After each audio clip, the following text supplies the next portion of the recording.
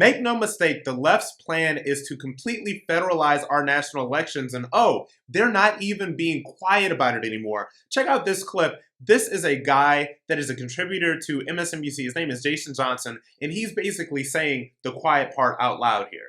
If we think that people's civil rights are being violated, we will do a federal takeover. I know lots of people are going to scream about this. The right wingers are going to scream. This is what the federal government is supposed to do.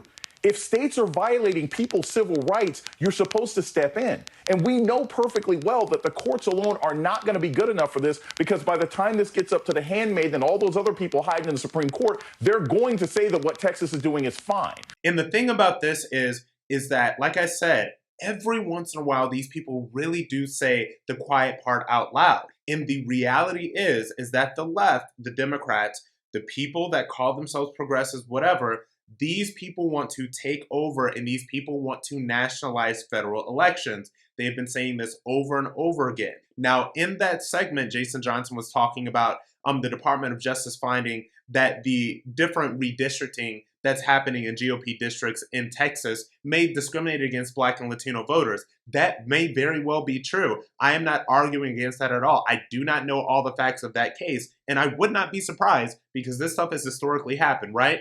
But the part of it is that these people are using it. The left is using this as a pretext to federalize our national elections. This is what the guy said in the clip. He said, Biden needs to take over, the federal government needs to take over these elections, and they need to make sure that everybody has their opportunity to vote. This is what we call a banana republic. Our elections should not be federalized. And when you look at this stuff, when you look at how basically, essentially, California, New York, these are one-party states at this point.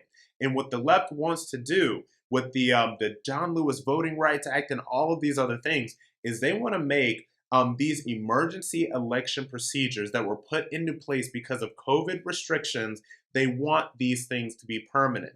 They want mass mail-in voting to be permanent.